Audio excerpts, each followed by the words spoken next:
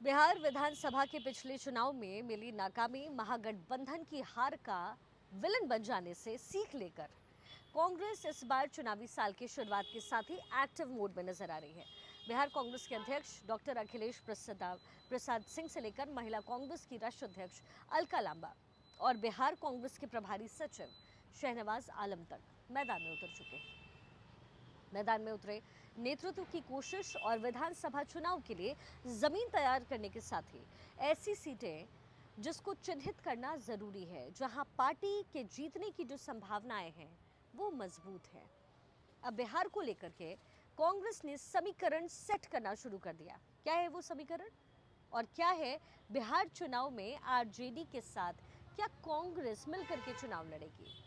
क्या फिर कांग्रेस का प्लान है कुछ और? क्या कांग्रेस का प्लान है प्लान 45?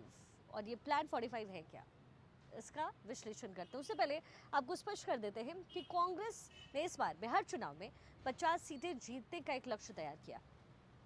बिहार कांग्रेस अध्यक्ष और राज्यसभा के सांसद डॉक्टर अखिलेश प्रसाद सिंह ने कहा है कि हमने 50 सीटें जीतने का लक्ष्य सेट किया है। उन्होंने खुद भी ये स्वीकार किया कि ये लक्ष्य आसान तो नहीं है कांग्रेस के लिए बिहार में, लेकिन ये भी कहा ये नामुमकिन भी नहीं है। अखिलेश प्रसाद ने दावा किया है कि बिहार कांग्रेस के पक्ष में इस बार चौंकाने वाले नतीजे आने वाले हैं।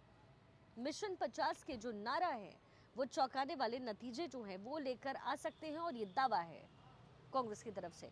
कांग्रेस पार्टी को सबसे पहले ज्यादा से ज्यादा सीटों पर चुनाव लड़ना पड़ेगा।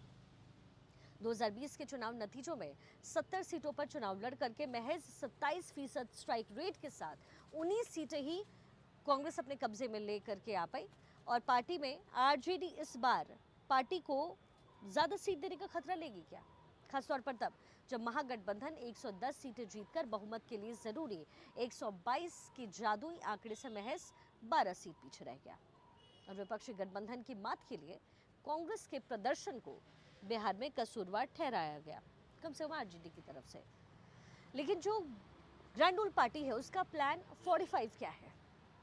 एक तो आरजेडी कांग्रेस को सीटें देना दे और कितने सीटें दे ये तो सवाल होगा ही, लेकिन कांग्रेस इस समय क्या प्लानिंग कर रही है बिहार चुनाव को लेकर ये समझना जरूरी है।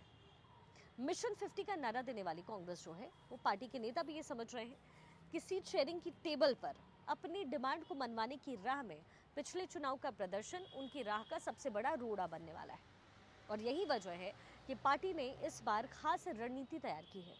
प्लान 45 क्या है? प्लान 45 दरअसल कांग्रेस ने 2015 के विधानसभा चुनाव में 41 सीटों पर चुनाव लड़ा और 27 सीटें जीतने में सफल रहे, जो कि 1995 में 29 सीटों पर जीत के बाद बिहार चुनाव में पार्टी का सर्वश्रेष्ठ प्रदर्शन रहा।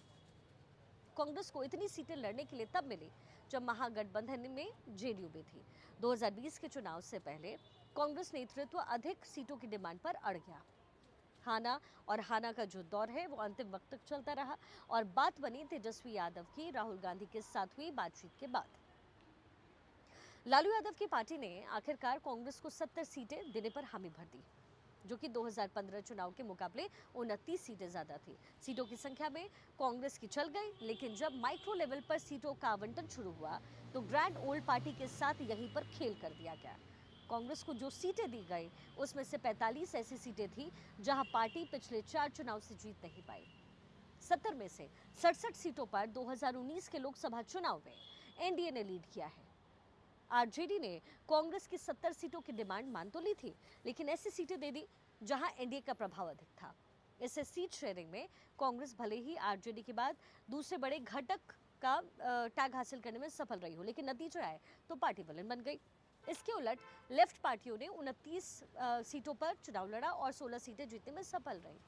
सीट शेयरिंग में लेफ्ट के हिस्से आई कई सीटें ऐसी थी जहां पर परंपरागत रूप से कांग्रेस मजबूत रही। कांग्रेस के नेता भी जानते हैं कि इस बार आरजेडी 2020 चुनाव के स्ट्राइक रेट को आधार बनाकर पार्टी को कम से कम सीटें देना चाहेगी। लालू यादव की पार्टी के ऐसे किसी भी दाव से निपटने के लिए कांग्रेस पहले से होमवर्क कर रही है। इसके लिए पार्टी ने प्लान 45 बनाया है। कांग्रेस का फोकस इस बार सीटों के नंबर से पर अधिक जोर लगाने से ज्यादा ऐसी सीटें पाने का है जहां पार्टी की जमीन अपेक्षाकृत मजबूत है और जीत की संभावनाएं भी बन सकती है।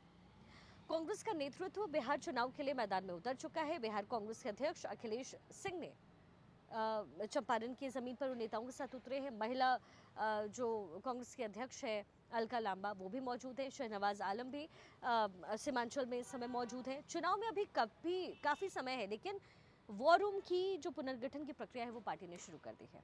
अब कांग्रेस नेतृत्व की कोशिश है कि जमीनी आधार पर जीतने योग्य सीटें चिन्हित की जाए, फिर उन्हें हासिल करने के लिए जोर आजमाइश करें। बाकी लालू यादव की अगुवाई वाली इस बार कांग्रेस को कितनी और कौन सी सीटें देती है, ये देखने वाली बात होगी। लेकिन कांग्रेस इस समय बिहार में अपनी जमीन तलाशने की कोशिश जरूर कर रही है।